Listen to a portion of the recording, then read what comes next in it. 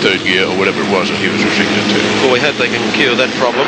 Okay, let's take a look at the point standings for the Coca-Cola Formula V Series. Don Grieverson on 9 points, Greg McCombie on 6, Ian Simpson on 4, and Philip Ravel on 3. And just to show you how difficult it is to pick who's going to do well in Formula V racing, none of them feature on the front row of the grid for today's race. Makes Car it 10. Easy to find. Frank Kleinig Jr. on the front row with Steve Swain alongside him, and Mako and an Elfin. On the second row, car 69, Doug Angus, one of the most consistent and wildly competitive here in Formula V's for a long time with a Ranger, and he has Paul Taylor alongside. Then we have Don Grieverson in the Elfin in car 19, the green car. Greg McCombie alongside him in car 8. Car 2, Philip Ravel.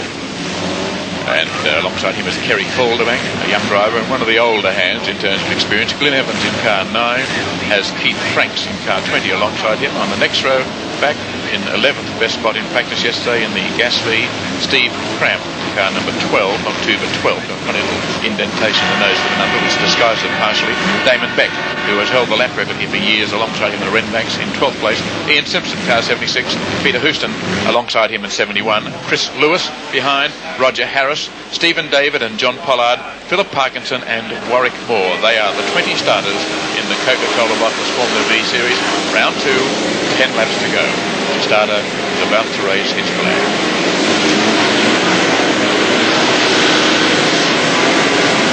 They're off.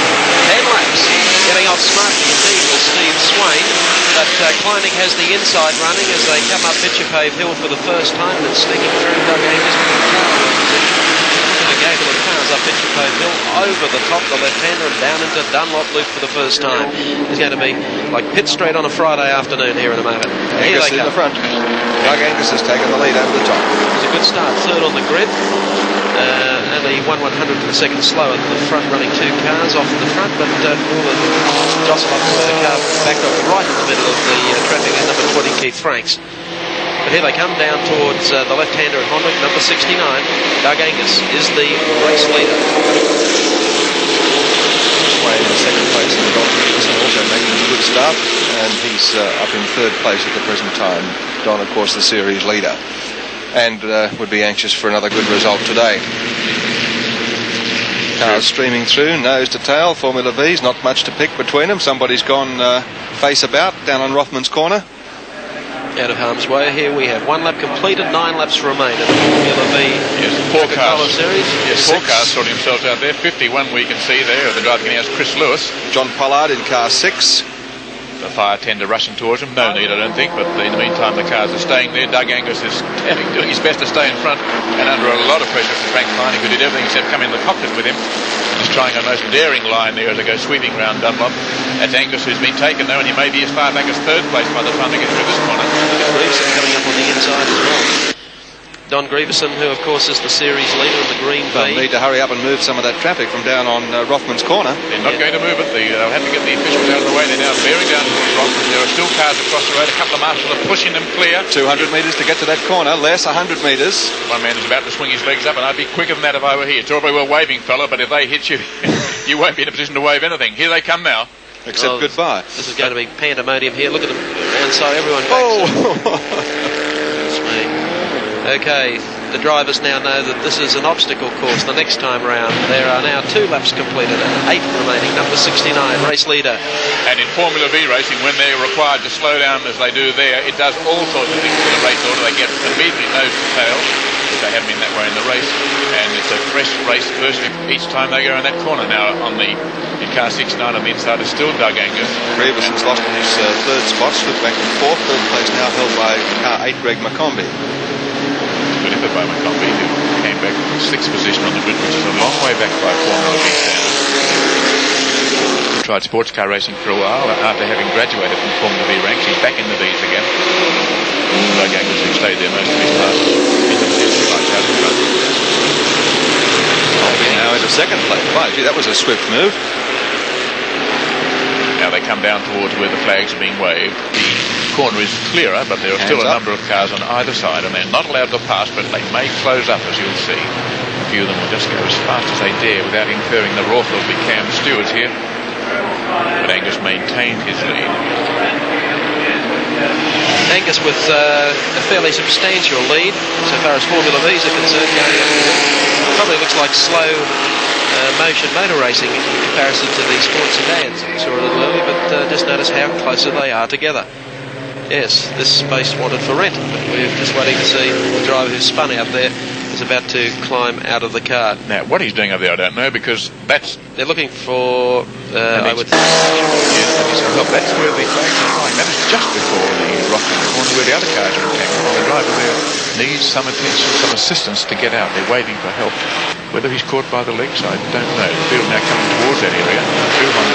You've got this slight kink there, which is known as Philip Straight, but as straight as a boomerang, as you can see. Doug Angus still in front, and Frank Kleinig in car 10 has regained second place ahead of Greg McCombie.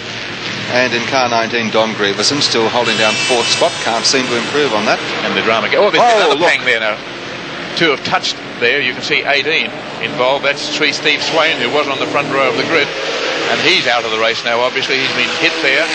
So, since the first accident, there have been two separate incidents. The yellow car we saw stranded there has had its bodywork removed. And that's Swain getting off. Yes, 6 laps to go. Swain abandons the race. Angus now has a fairly clear lead of about 3 car lengths. McCombie's back in the second place. Grieverson back in fourth at the moment, after looking half a chance up into third. Running over to sign where that driver is still in the car. He's okay, waving arms and so on, but apparently can't get out. They need a large sign down there on Rothman's corner that says, "Go back, you are going the wrong way." Okay, through Honda one more time, and now heading down to the place where we're talking about. You know, it's on the top part of your screen, left-hand corner of the screen, the car that's in against the bank of tyres there. That was one of the causes of the incident, and the driver was still sitting in the car, obviously pinned in the car. 69, still the race leader. Onto the straightaway one more time. Doug Angus. There's the car, you can see. And it was Vee Colby, one of the reserves who was out before. He's got a run. He'd be wishing now, I'm afraid, that all the starters had taken part. But obviously someone had retired and allowed him into the race. 5 laps to go. And the order? In this confusing race, car 69, Doug Angus in the lead from car number 8, which is Greg McCombie, then 10, Frank Kleinig, car 19, Don Grieverson. Ahead of car 21, which is Paul Taylor, car 20, which is Keith Franks, car 2, Philip Ravel, car 71, Peter Houston, and car 16 in 10th place is a man I can't find in the program. I'm sure he's there, but there's so many cars I can't see any sign of car 16. It's Kerry Calderman, sorry, in 10th place. Okay, once again through the corner where we've had some trouble earlier today, and one almost could be those other 2 cars that had pranged up there earlier. Any cars you hadn't mentioned there in that run through, Evan? I think the park down there on Rothman's corner. There aren't many more than those number left, yes. And Doug Angus, he knows his way around better than most of the Formula V drivers. Now enjoying a fairly clear lead there, which he tends to squeeze out as much as he can whenever he gets the chance around the flags and so forth. Just make sure he doesn't creep up Indianapolis style under the caution lights and flags. He keeps the distance. The driver's out of the car. We have been told, and sitting back there, no serious injuries. I think perhaps it was just slightly pinned there because he wound up sitting right against that earth bank. The ARDC, that's just like the ARDC, the body ferret around in the chassis to actually get him out. He may have had his leg wedged in there. He seems to be out okay, no more than I suspect being pinned within the car. You can see now he walks with a bit of difficulty. His left arm looks either sore or a little difficult to move. But he would have hit on the left-hand side going into that bank of tyres. How he did it, I don't know, because it was an area where the cars were slowing down under the flags, whether a throttle stuck or something happened, or he touched another car. We didn't see it. Okay, let's go back to the racing. Doug Angus, once again leading with that soft margin that he's had. McCombie being challenged again on the inside. Kleinig making a move on McCombie and gets past. It's now Frank Kleinig in second place again. McCombie third. Don Grieverson in fourth place. And that's a great battle for second place for those 4 cars, and they are certainly catching up to Angus. Yes, I'd say Angus's rear mirrors would be full of 5 or 6 cars now, and he would know that they're starting to gain on him. Down to the left-hander, one more time at Rothman's. Or at Rothman's time, and then down to Rothman's. Look at those McCombie looking to try and find an inside edge that time on Frank Kleining, but Kleining still holds down second, and right behind those three is Don Grieverson back in fourth place and looking for third. And Paul Taylor in car 21 right on Grieverson's tailpipe too, and he's been lurking there right throughout the race waiting for a chance. Kleining and Macombi both still with a winning chance. They are very close now to Angus. And not very far back Grieverson there. He can do something if the position arose, but you can see the gap. Now this is the part where Angus has done better up the hill as they go up picture pave. And a great battle for second there. Macombi making a move on the outside. Only 2 laps to go. I think again the ring car Grieverson locked up the brake. Slipped a couple of places, yep. So he's got to do it all over again, and that's quite an effort to put to anyone so late in the race. Well, slipped one place actually. He's allowed Paul Taylor in car 21 to slip through and take fourth place. And Macombi has moved up into second, and it's he now that will be in the mirrors of Doug Angus. Macombi very close. Kleining also right up on Macombi's tail. On 21 you can see there Paul Taylor in the Kingfisher thinking about trying to pass the lot if he can. Now this is a country for the second last time to the crowded, congested and difficult rock, flags flying to slow them down, or at least to forbid passing. They gradually nudge up a little bit of extra distance each time and get closer and closer. Well, the buzzer is out with 1 lap remaining in this Coca-Cola Bottlers Formula V series, and the race leader is under siege. Yes, Macombi has got right up, and Angus has lost any advantage he had, and he's now having to battle with the mob. Macombi and 3 abreast behind them.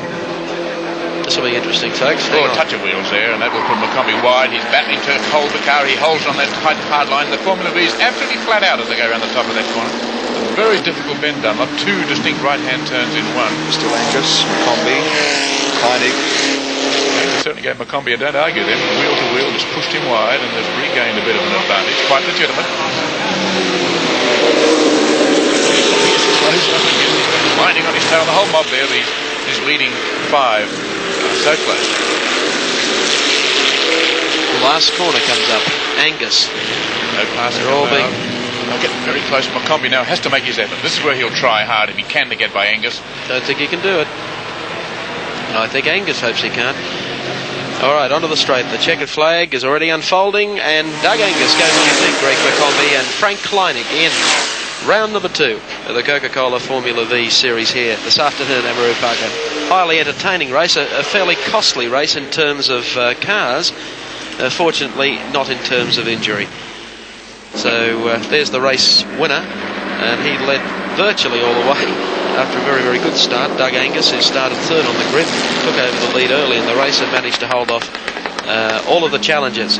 There's not too many Formula V winners at Amaroo Park who managed to hold off all the challenges. So Angus, Macombi, Frank Kleining and Paul Taylor. The Toxmark Raymond, the cars are on the grid.